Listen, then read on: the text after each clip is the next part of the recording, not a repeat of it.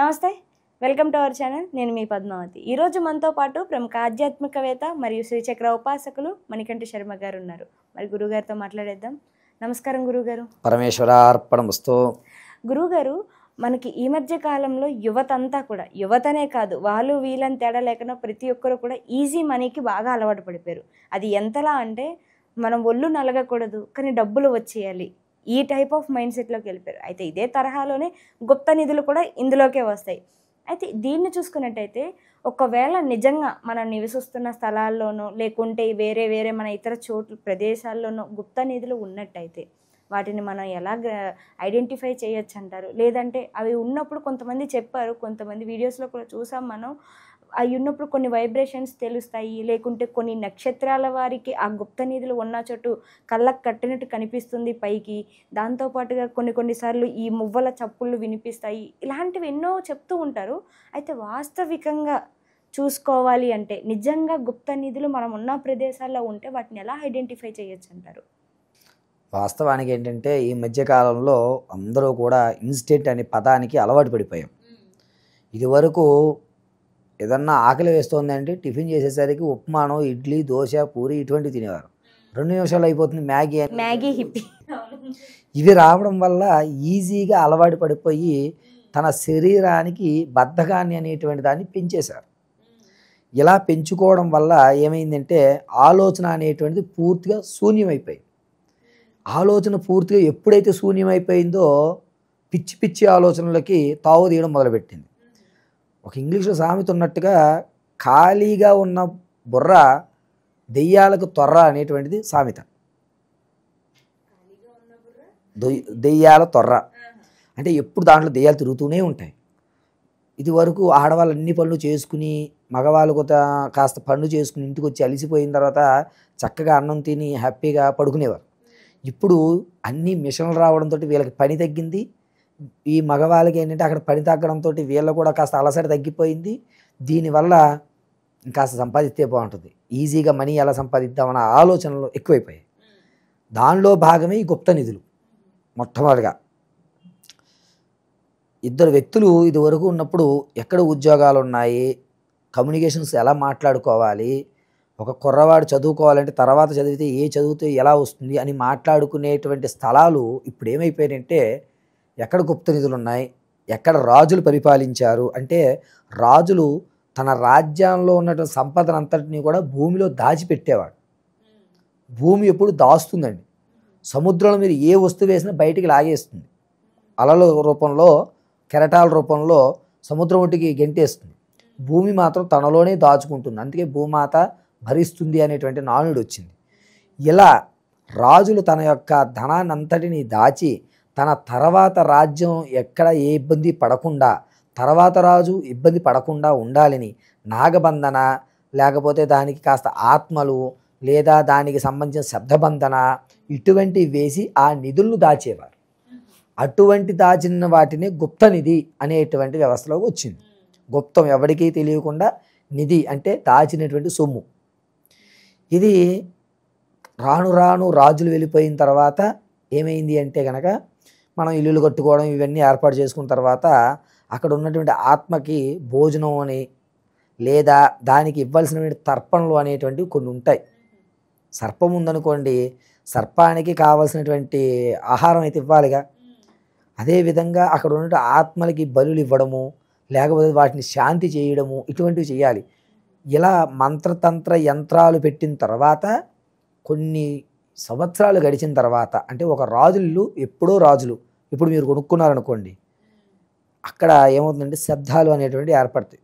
గజ్జెలు గల్ గల్ గల్ అంటూ వెళుతున్నట్టుగా భావన, అంటే నేను ఇక్కడున్నాను తీసుకో అని. ఇది అందరికీ రాదు. అమావాస్య రోజు ఆడపిల్ల జననించి ఆ ఆడపిల్లకి ఈ చేతి మీద, అంటే ఎడమ చేతి మణికట్టు దగ్గర పుట్టుమచ్చ ఉన్నా, లేదా ఆడపిల్ల వీపు దగ్గర ఇక్కడ పుట్టుమచ్చ ఉన్న మగపిల్లవాడు భరణి నక్షత్ర జాతకంలో ఉండి పాడ్యములో జనించిన వాడు, ఆ పిల్లవాడికి ఈ భుజం మీద పుట్టుమచ్చ ఉన్నట్టయితే కనుక ఇటువంటి వాళ్ళకి నిధులు కనబడతాయి. దాంతో పాటుగా వీళ్ళు ఒక వ్యవస్థలోకి వెళ్తూ ఉంటారు. ఈ మధ్య మీడియాలో నాకు అమ్మవారు వస్తుంది, నాకు ఎల్లమ్మ వస్తుంది, ఇవన్నీ ఫేక్ అండి. అమ్మవారు వస్తే కెమెరా ముందు ఊగరు. ఒక శబ్దం మనం విన్న తర్వాత మన బాడీలో ఒక వైపు వస్తుంది.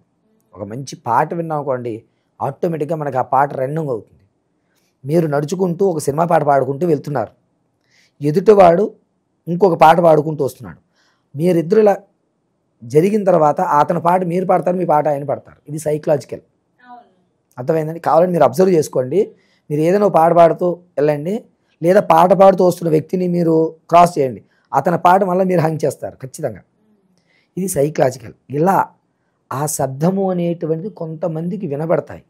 వినబడ్డముతో పాటుగా పడుకున్న తర్వాత గుండెల మీద బరువుగా అనిపించి, రా నేను ఇక్కడున్నా, నన్ను కాస్త శాంతింపజేయి, నీకు నేను అపారమైన ధనం ఇస్తాను అనేటువంటి వాక్ వినిపిస్తుంది. ఇది ఆ ఇంట్లో నిత్యము దీప ధూప నైవేద్య అభిషేకాలు, అలంకరణలు, వ్రతాలు, హోమాలు, యజ్ఞాలు జరుగుతూ ఆ ఇంటిని ఎప్పుడు పాజిటివ్గా ఉంచితే కనుక ఆ వైబ్రేషన్ మనకి నేరుగా వినబడుతుంది. దానికి ఏ జాతకుడితో సంబంధం ఉండదు. ఎప్పుడు ఇల్లు పరిమళంగా ఉంటుందో అప్పుడు మీకు ఎక్కడన్నా సరే ధనం కనబడుతుంది. మూడోది, పౌర్ణమి రోజు ధనం ఉన్న చోట భూమి కొంచెం వేడిగా ఉంటుంది. ఇప్పుడు అందరూ మార్బుల్స్ వేసి టైల్స్ వేస్తున్నారు కదా. ఈ గుప్త నిధులన్నీ కూడా మీకు సిద్దిపేట అని, కర్మన్ ఘాట్ అని, గట్కేసర్ అని ఇలా పొలాల చుట్టూనే కనబడతాయి. మీరు పౌర్ణమిలో ఆ ప్లేస్లో నడుస్తుంటే ఒక చోట చల్లగాను, ఒక చోట వేడిగాను ఉంటుంది. ఇలా కూడా మనం ఇది గుప్త నిధి ఉంది అని నిర్ణయించవచ్చు. కానీ గుప్త నిధి ఉంది, ఇక్కడే ఉంది అని ఖచ్చితంగా పాయింట్ పెట్టే వాళ్ళు చాలా తక్కువ మంది ఉన్నారు. లేరు అనేది కాదు, ఖచ్చితంగా ఇది ఉంది ఇక్కడ అని చెప్పేవాళ్ళు, అక్కడ ఉన్నటువంటి శక్తులు ఆపి ఆ నిధిని కైవసం చేసుకున్న వాళ్ళు కూడా చాలామంది ఉన్నారు. మన హైదరాబాదు భాగ్యనగరంలోనే చాలా చోట్ల నిధులు ఉన్నాయి. వాటిని కొంతమంది వరకు మాత్రమే అదృష్ట జాతకులు తీసుకోవడం జరుగుతుంది. ఇక ఈ గుప్త నిధి ఉన్న స్థలంలో అమావాస్య రోజు, పౌర్ణమి రోజు నిద్ర పట్టదు. ఒక రకమైన వాసన అనేటువంటిది ఏర్పడుతూ ఉంటుంది. ఇలా ఉండడం వల్ల అక్కడ గుప్త నిధి ఉంది అని ఒక ఐడెంటిఫికేషన్కి వస్తాం.